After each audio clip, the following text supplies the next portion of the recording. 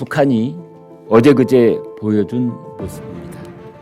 이재명 대통령이 우리 그 민간에서 보냈다는 그 조잡한 무인기에 대해서도 사과를 했는데 그 사과를 이 개꿈 같은 소리라고 비난을 하고 동시에 동쪽으로 탄도미사일을 쏘아지켰습니다.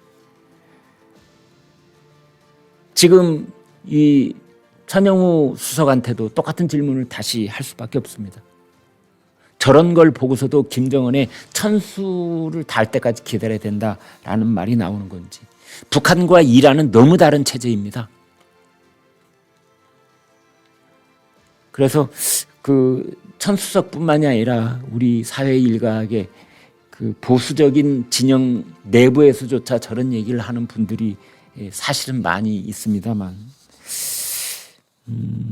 아무튼 북한은 어제 오전 오후 그리고 그제 오전에도 모두 3차례 탄도미사일 쐈습니다. 이재명 대통령이 사과의 뜻을 전해하고 김정은이 솔직하고 대범하다 그렇겠지만 역시 북한이 우리는 변하지 않는다 그런 무력 시위를 부린 겁니다. 원산 일대에서 쐈다고 그러는데요. 한 번은 240km를 비행했고 한 번은 700km 이상을 비행했다고 합니다.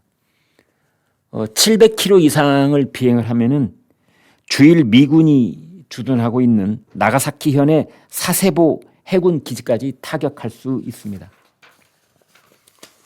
청와대에서는 사과를 하고 솔직하고 대범하다 반응이 나오자 아주 신속한 상호 의사 확인이다 그렇게 의미를 부여했는데 그 의미 부여한 것이 무색하리만치 개꿈 같은 소리다 이런 말을 들었습니다. 이런 가운데 중국 지도부의 실력자 중에 한 사람이죠. 왕이 외교부장 오늘 내일 북한을 방문한다고 발표가 됐습니다. 그리고 5월 14일 15일에는 트럼프가 중국을 방문하죠. 이제 그래서 북한은 지금 주도권을 자기네가 쥐고 있다. 그래서 왕이 외교부장이 이제 평양에 오고 또 트럼프가 중국에 가면서 다음 달 15일 날 어떻게든 트럼프는 김정은을 만나고 싶다. 그런 러브레터를 계속 보내고 있잖아요. 김정은의 몸값이 계속 오르고 있는 그런 상황. 그리고 한반도 정세를 김정은의 뜻대로 움직이고 관리하겠다. 이렇게 보고 있는 것 같습니다. 동해상으로 날려보낸 그 탄도미사일은 북한판 이스칸데르 KN-23 계열의 탄도미사일이고 그 탄착 지점은 함경북도 화대군 해상의 무인도인 알섬 방향으로 쐈다고 합니다. 한마디로 북한의 전략은 중국과 러시아를 든든한 뒷배로 두고 우리에게는 미군이 있다고 하지만 미군은 멀리 있습니다. 주일 미군도 매우 멀리 있습니다. 그런데 북한은 국경선을 공유하고 있습니다. 중국과 러시아가 그 중국과 러시아를 배경에 두고 두 번째로는 계속해서 아마 탄도미사일 쏠 겁니다. 재고 처리도 할 겸 신형으로 갈아치울 겸 계속 쏠 겁니다. 그 다음에 핵을 가지고 있다. 세 번째가 우리는 핵을 가지고 있어. 그리고 네 번째가 중요한데 이것은 미국하고 직접 협상을 할 것이다. 이겁니다. 김정은이 이런 말을 했습니다. 한국을 철저하게 배척하고 무시하겠다. 문재인 정권이 됐든 윤석열 정권이 됐든 이재명 정권이 됐든 한국은 철저하게 배척하고 무시한다. 그래서 우리 정부의 입을 극도로 이제 좁혀놓는 그런 전략을 하고 있는 것이다. 이렇게 보면 될 것 같습니다. 이런 와중에 안규백 국방장관이 GOP 일반 전초라고 부르죠. 경계병을 현재 2만 2천에서 6천 명으로 줄이겠다. 4분의 1로 줄이겠다 그랬습니다. 10년 동안 그렇게 하겠다는 건데요. 저출생으로 인한 병력 감소 때문이다라는 건데 그렇지 않아도 지금 우리 군은 당초 병력을 2028년까지 50만 지금 60만 대군이 아니라 50만으로 2028년까지 하겠다 그랬는데 이미 작년에 45만으로 줄어 있습니다.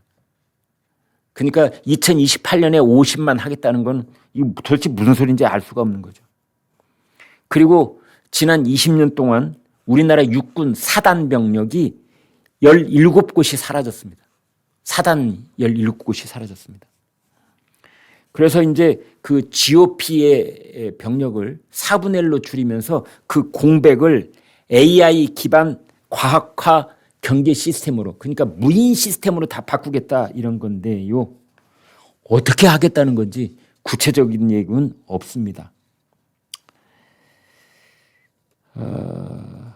정부는 앞으로 이제 중장기 계획에 따르면 상시 우리나라 국군 병력을 35만 명 수준으로 유지하겠다 뭐 이런 얘기까지 나오고 있는데 그런데 전체 병력의 감소 비율보다 최전방 감소 비율이 더 심각하게 지금 속도가 빠른 상황에 있습니다. 여러분 군사분계선이 가운데 있고요. 그다음에 비무장지대가 이제 위로 2km 아래로 2km 그래서 4km 폭으로 비무장지대가 있잖아요. 그런데 그 비무장지대 양쪽에 있는 것이 이제 그 이른바 철책입니다. 철책 근무를 하는 게 GOP입니다. GOP 근무 병력이 있어야 비무장 안에 들어가 있는 거기는 GP라고 부르죠. 이 전방초소 이 GP 근무도 가능해지는데 가령 GOP 그 철책 근무하는 병력을 4분의 1만 남기고 다 빼버리면 그럼 비무장지대 안에 들어있는 우리 수색대대 같은 이런 부대는 고립이 된다. 북쪽에서는 이미 GP를 160개를 유지하고 있는데 우리는 어떻게 되냐. 이게 고립화되고 무인화한다고? 무인 시스템으로?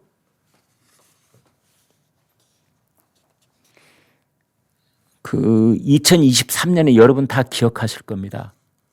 가자 지구에 있는 하마스가 이스라엘을 어느 날 전격적으로 침공을 했잖아요. 그때 이스라엘이 1000명이 죽었습니다. 1000명이. 그때 하마스가 어떻게 했느냐. 이른바 이스라엘의 무인 감시 장비. 이스라엘도요. 이런 감시 장비로는 최첨단 국가 중에 하나입니다. 보안 장비, 감시 장비의 세계 최첨단 기술력을 가지고 있는 게 이스라엘입니다. 그래서 무인 감시 장비, 아이언 월이라는 건 장벽이라는 뜻이죠. 아이언, 강철로 만들어진 장벽. 말을 그렇게 붙였다는 거죠. 아이언 월이라는 최첨단 감시 장비가 있는데 이걸 하마스가 이걸 완전 먹통으로 만들어 놓고 이스라엘을 침공했던 겁니다. 여러분 가자 지구에 있는 하마스가 더 기술력이 있습니까? 북한이 더 기술력이 있습니까? 여러분은 어떻게 보십니까? 지금 우리가 GOP를 다 무인화하겠다. AI 과학 시스템으로 경계 장비를 다 해놓겠다. 이게 북한에서 안 뚫린다는 보장이 있습니까? 이제 이런 걱정을 미리 하지 않을 수가 없는 거지요.